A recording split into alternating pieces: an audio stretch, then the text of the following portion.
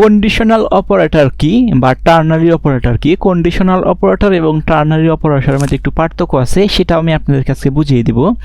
দেখেন, conditional operator হচ্ছে একটা প্রশ্নবোধক চিহ্ন।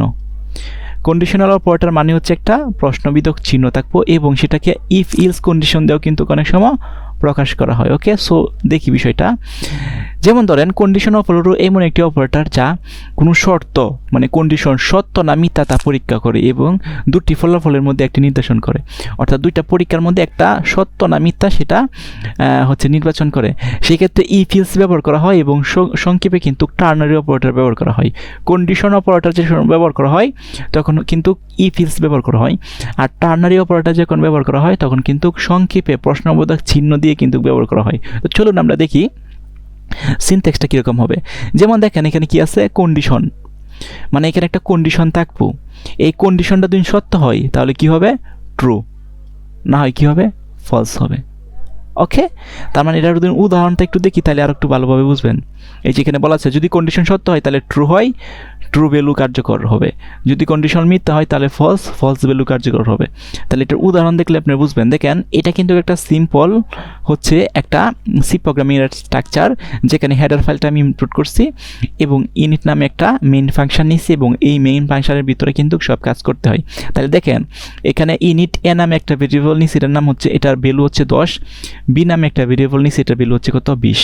কিন্তু এখানে আমি আরেকটা ভেরিয়েবল নিচ্ছি ম্যাক্স, এই ম্যাক্স নামে আমি আরেকটা ভ্যালু নিচ্ছি। নেওয়ার পরে আমি এখানে কন্ডিশন ব্যবহার করছি। এটা কিন্তু একটা টার্নারি অপারেটর। দেখেন, যদি বি এর চেয়ে যদি এ বড় হয়, বি এর চেয়ে যদি এ বড় হয় তাহলে শো করব কি? এ, অন্যথায় কি? বি। আমি আবার বোঝাচ্ছি, কন্ডিশনটা দিছি, এখানে এ আর বি একটা ভেরিয়েবল, মানে দুইটা ভেরিয়েবল নিছি এবং ইউনিট আরেকটা ভেরিয়েবল নিছি। এই ভেরিয়েবলের ভিতরে সব কন্ডিশন আমি রেখে দিছি। এখানে আমি যে শর্তটা দেওয়া হয়েছে সেটা হচ্ছে, যদি বি এর থেকে এর মানটা বড় হয় তাহলে শো করব হচ্ছে এ, অন্যথায় কি? বি। তাহলে এখানে কি শো করব দেখেন তো, এর মান কত? এর মান হচ্ছে 10। বি এর মান কত? বি এর মান হচ্ছে বি এর মান হচ্ছে 20। তাহলে বি এর থেকে কি এ বড়? না, এখানে কি শো করব? এই বি শো করব। যদি সত্য হয় তাহলে এটা শো করব, মিথ্যা হলে এটা শো করব।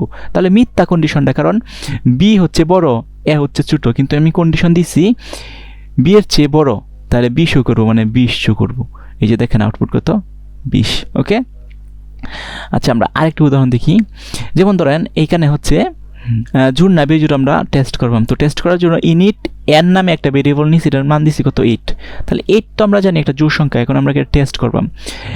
এটাকে টেস্ট করার জন্য দেখেন, এই যে এন এর যে মানটা আছে এটা 2 দিয়ে ভাগ করবাম। এন এর মানকে 2 দিয়ে ভাগ করার পরে যদি 0 হয় তাহলে আমাদের কি? এটা জোড় সংখ্যা, অন্যথায় বিজোড় সংখ্যা। তাহলে দেখেন, এইটা হচ্ছে আমার একটা কন্ডিশন। এই কন্ডিশন সত্য হলে এটা প্রিন্ট করবে, মিথ্যা হলে এটা প্রিন্ট করবে। তাহলে এন ভাগ 2, অর্থাৎ এন রে 2 দিয়ে ভাগ করবাম 8 রে, এন এর মান কত? 8। তাহলে 8 রে 2 আমি 2 দিয়ে ভাগ করি তাহলে কত হচ্ছে? 4। তাহলে এটা একটা জোড় সংখ্যা, তাহলে আমাদের এইটা প্রিন্ট করবে, এটা কিন্তু প্রিন্ট করবে না। দেখেন, এই লেখাটাই প্রিন্ট করছে কিন্তু কাছে, ঠিক আছে? ইভেন। তো আমরা এখানে বুঝতে পারছেন যে আসলে কীভাবে সেই ঘটনাগুলো ঘটতেছে। এখন ইফ ইলসে আসি। অনেক সময় ইফ ইলসেও কিন্তু ব্যবহার করা হয়। If else condition operator if else ব্যবহার করা হয়। যেমন ধরেন, ইফ বি এর যদি এ বড় হয় তাহলে এইটা শো করব, ম্যাক্সিমাম হচ্ছে এ, ইলস মানে অন্যথায় ম্যাক্সিমাম হচ্ছে বি। কন্ডিশনাল অপারেটর, তার মানে সংক্ষেপে যদি ব্যবহার করা হয় তাহলে কিন্তু এইটা ব্যবহার করা হবে। আর যদি ইফ ইলস ব্যবহার করা হয় তাহলে কিন্তু এই যে এইটা ব্যবহার করা হবে। তো আশা করি বুঝতে পারছেন ইফ এবং ইলস কীভাবে কাজ করে, এবং এইগুলো নিয়ে যে সময় রিয়েল টাইম যে প্রবলেমগুলো আছে যেরকম সলভ করা হবে বা আমি করিয়ে দিব, তখন কিন্তু এগুলো আরও ভালোভাবে আপনি বুঝতে পারবেন। আপাতত একটু সিনট্যাক্সের সাথে আপনি পরিচিত